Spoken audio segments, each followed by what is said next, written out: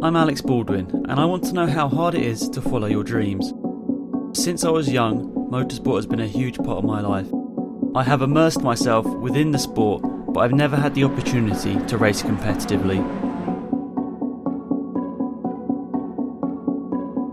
In 3 months' time, I'm hoping to race in an endurance club event in a BMW 3 Series. But before I race, there are many things I need to overcome. These challenges will test me to my limit and question whether the effort will be worth achieving a life's ambition.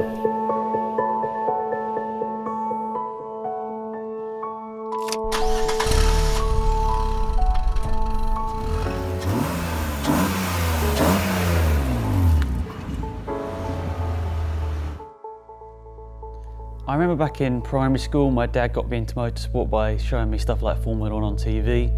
That sort of spiralled, and I started watching other forms of motorsport on there as well, which led this passion to just keep growing. We then started going to real life motor races, places like Brands Hatch, Liddon Hill, quite local to us. I've gone now all around the world to follow this passion, follow this love for motorsport, but there's still that one thing that sort of burns deep inside me, and that's to take part in a motor race myself. That's never really left me. I wanted to ask myself this question because so many of us have dreams and aspirations but are never able to fulfill them.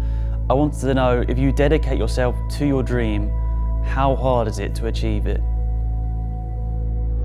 So I figured out what I need to do on this journey now. Firstly, I've already filled out my licence application form for my motorsport licence, so I'm all ready for that in a few weeks' time now.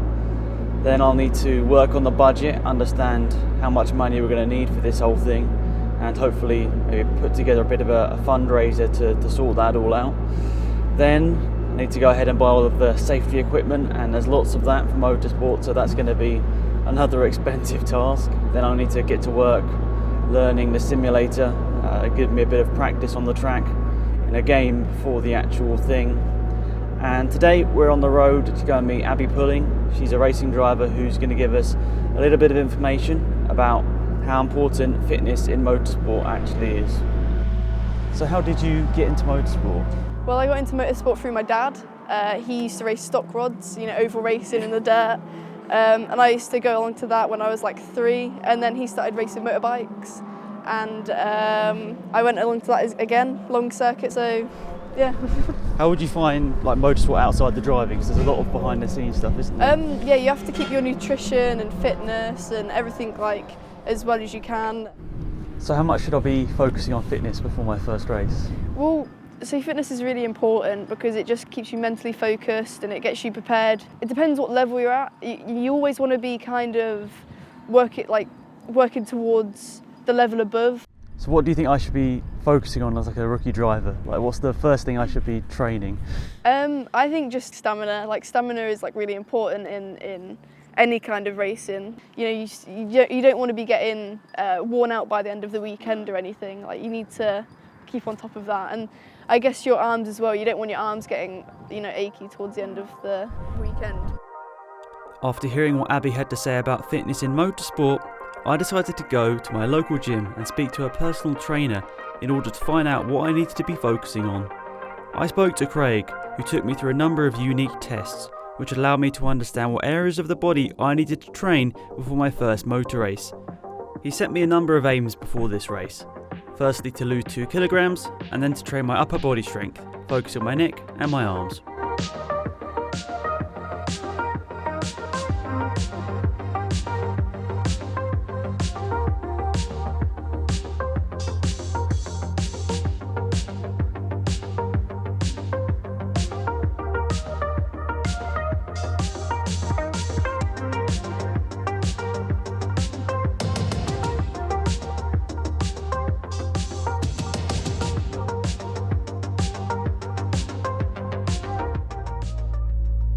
My first motor race was back in 2004. It was the British GT at Brands Hatch. I went along with my dad. I must have been around 8 years old, and I distinctly remember the sound of the cars as we came to the infield car park. It was just absolutely insane, something I'll never forget. I also remember the car that won that day as well. It was a red Porsche, and because of that, it became one of my favourite cars. I just think it's fantastic to look back on this because in a lot of ways, this is where that dream, that passion started.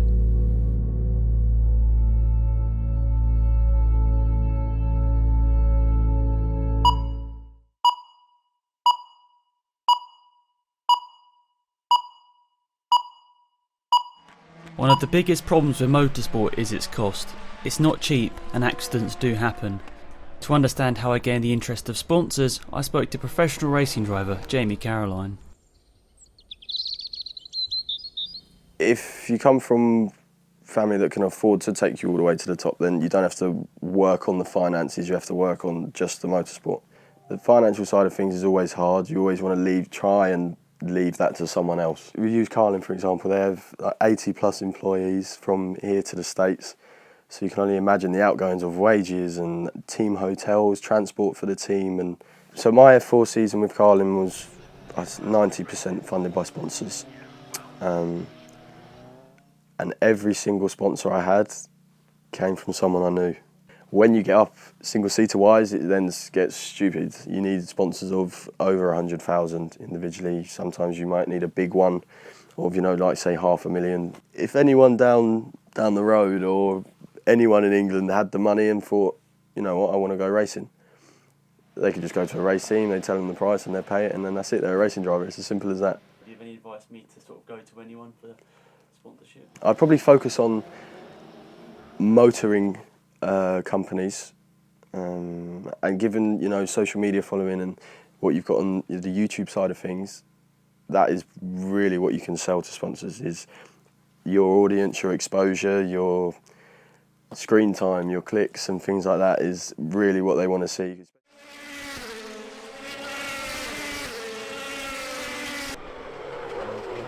I've taken on board Jamie's advice and worked out how much this is actually going to cost.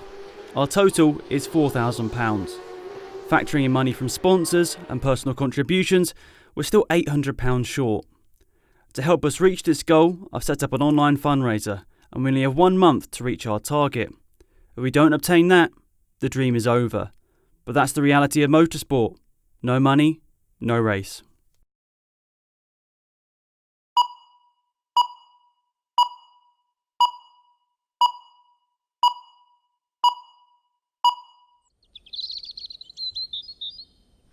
How are you feeling today? Yeah, it's a big day. This license kind of dictates what happens in the next month, because if I don't pass this, then I can't race. So I'm a little bit worried, but I feel like I've studied enough. I just need to put that into practice now.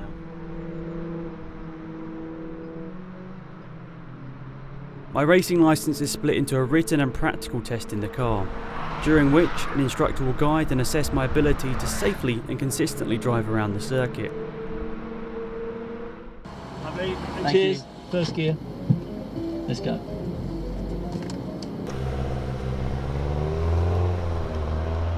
That's it, well done. That's the first bit. You just drive. Only worry what you're doing. Okay, yeah. Relax. Yeah. Now accelerate. Okay, that's it. Let it go out. I told you it's slippery. Yeah. Are you learning anything? I definitely am. Learning a lot. Straighten up.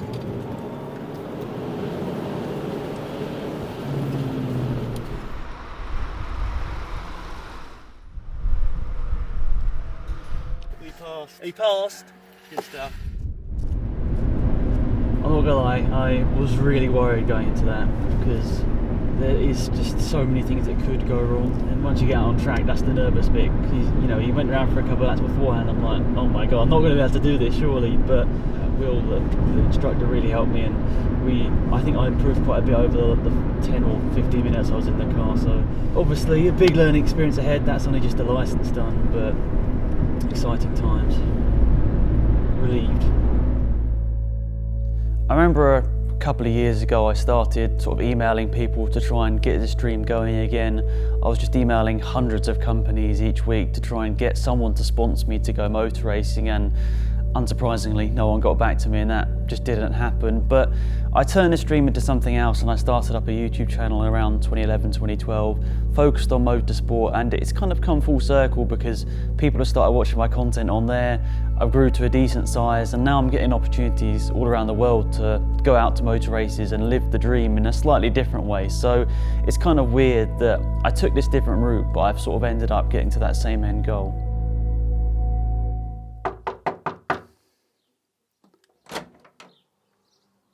Cheers, mate. This is honestly one of the coolest bits. My racing overalls have arrived.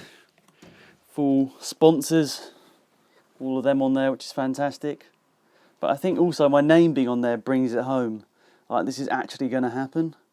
It's like that makes me feel like a racing driver, all that. So that's really cool to get. Obviously, that's one part of the safety equipment I need. All the fireproof stuff that's come over the last couple of days, and then the helmet. So most would see this is the most important bit.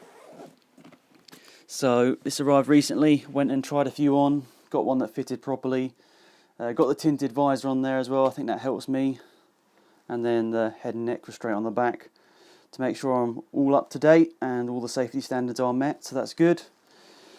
Now I'm ready to get out on track. It's going to be exciting. Have we checked the Kickstarter, by the way? No, not recently. What's up? Wait, we did it? We got 800? Yeah. Yes. Well done. Ah, that feels so good. That's a weight lifted off our shoulders. At least we can race now.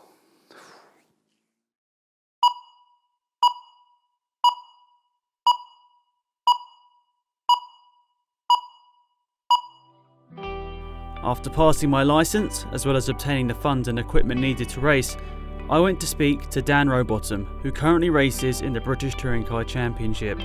Hopefully he'll give me some pointers about what I should be doing before my big race. So I'm going into a race weekend on a track I've never driven before. How should I approach that? Well, first of all, I'd start at home, like the Xbox, the PlayStation, or PC simulator. You know, it gives you a rough indication of where the circuit's going to go. And then when you arrive at the track, I'd definitely go out there and do a couple of laps on foot. Yeah. You know, it just allows you to look at the actual pitch of the circuit, surface changes, size of curbs, that sort of thing, you know.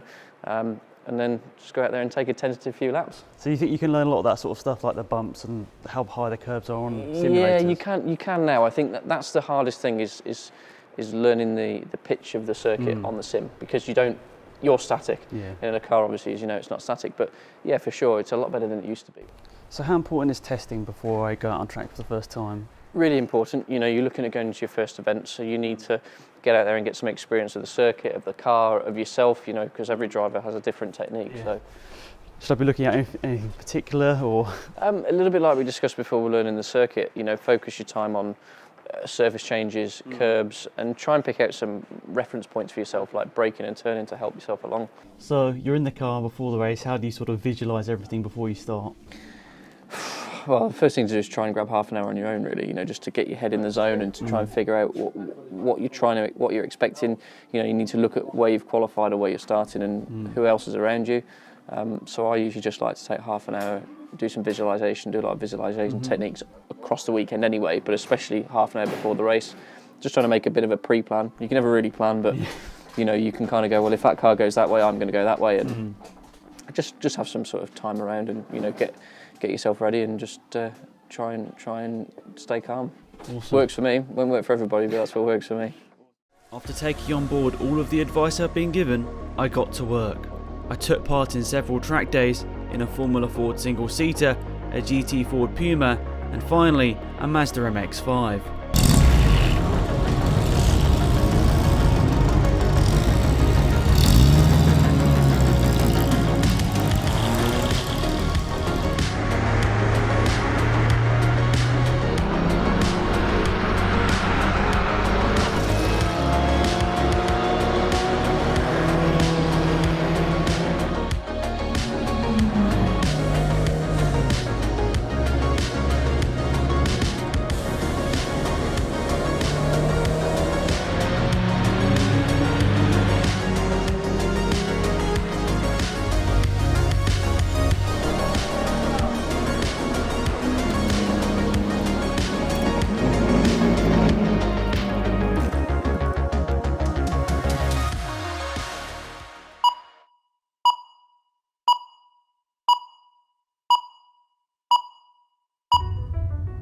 As race day approaches, I'm heading to Donington Park so I can drive the BMW race car for the first time.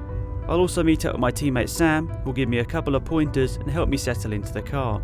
Sam's story is really interesting. He converted his road car into a race car and still drives it to every event.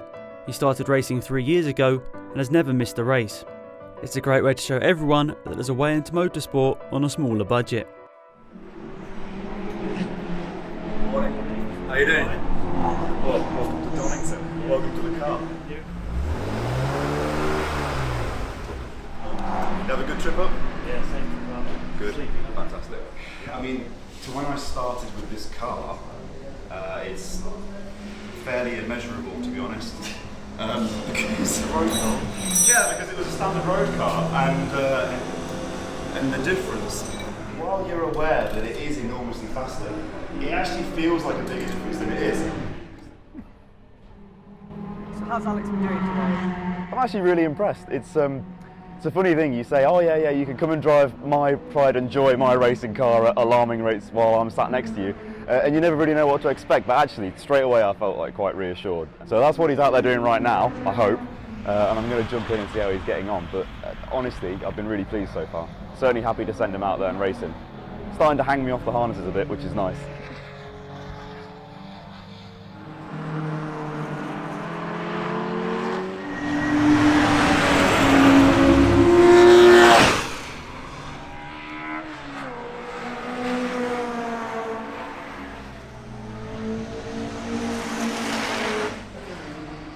So what do you think? I'm really surprised. I mean, it felt like by the end of the day, I know I wasn't perfect, but it was really getting there. It's getting there, yeah, absolutely. That's the phrase I would use, it's getting there. I was really pleased because after sending out for 2 sessions on your own, the last hour or so, I haven't seen. So then I got in and just the difference was marked. If you have a gap, suddenly I was like, whoa, this guy's pedaling now. It was really nice. I mean, that was an incredible day. Really great to sort of throw myself into the deep end and really learn this car. Sam was a massive help. He really just allowed me to grow into the car and just get quicker and quicker, which is just really helpful for me. It was really confidence inspiring. So that's great for me. And now just a big long wait until the actual race. So a lot of nervous waiting until that point.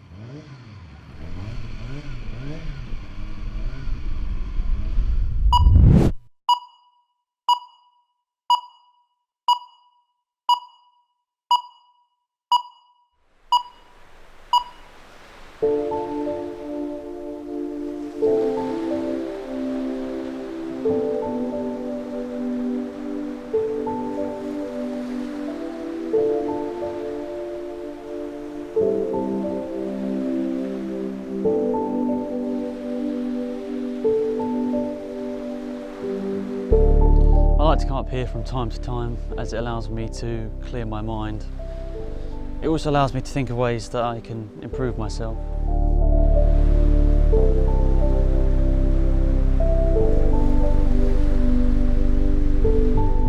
I think my biggest fear with doing this race is letting myself down. If I don't do as well as I'd hoped, I'll probably have that sense of personal failure with me for a very long time.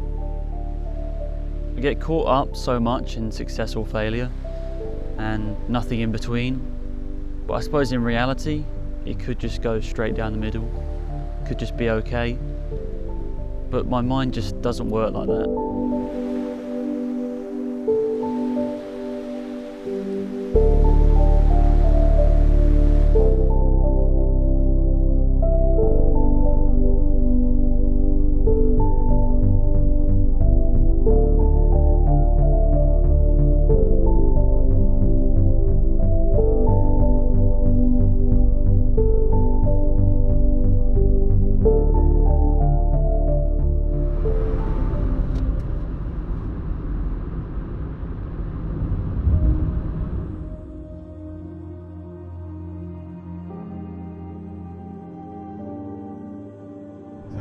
About the big day?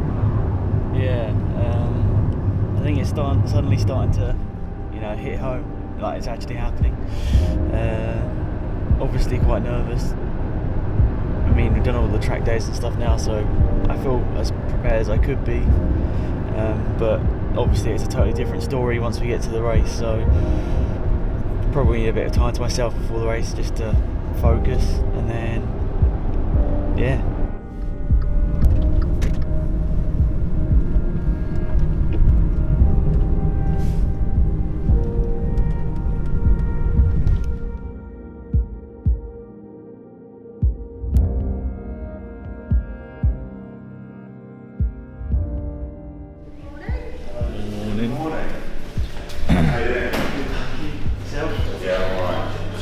Swapping on to the battery. Going to tie sweaty, but lots of time. Yes.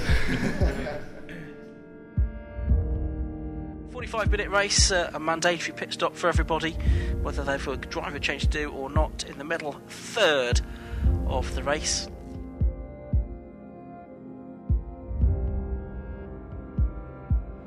What is qualifying? Qualifying is a session we run in the morning where the cars go out in like a free practice kind of format, and the aim is to set the fastest lap time you can, fastest single lap, and that determines the grid order. So whoever's done the fastest starts at the front, pole position, and then the grid's decided by all the laps thereafter. So there's a big incentive to get as good a lap as you can. The further up you start, fewer cars you've got to pass to win. So how did qualifying go?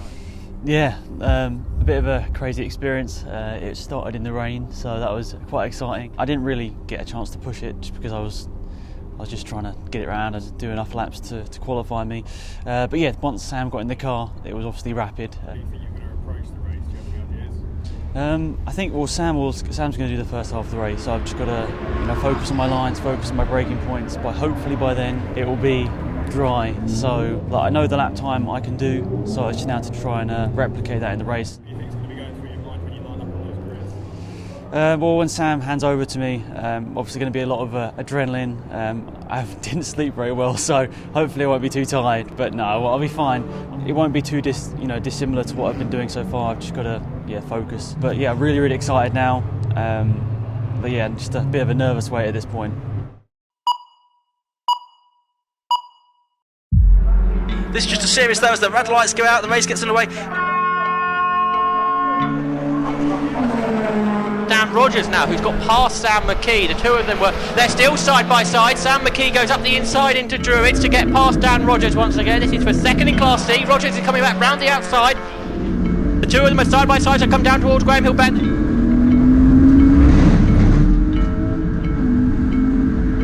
Sam McKee is into the pits. He was third in his category, wasn't he? And he's bringing the car in very slowly, so I'm not sure if there is a problem. But the tyre is not sitting straight at all. Something's wrong. I've damaged the car. It looks like Sam McKee's going to do repairs on this car, though, so his teammate can get back out. That'd be Alex Baldwin into his first race, but of course this will put them out of contention. It will prevent, I should say, his teammate Alex Baldwin making his racing debut. I really feel for Alex because it was 17, 18 minutes in and we were running really well. He was expected to get in the car for his debut and I've let him down, which is pretty devastating. Alex, I'm sorry we can't go. I'm really sorry, mate. This journey has been really incredible. Obviously got to meet so many fantastic people, got to drive this car with Sam, and just obviously a massive shame that a cheap component was the bit that let us down at the end of the day. But I come away with this with so many great experiences, so many people have helped me out, and I'm never gonna forget this whole journey. So yeah, obviously not quite the way we wanted it to end, but I'm just so happy that we went on this journey, and I'm 99% closer to achieving my dream now, but not quite there yet. But the chase goes on.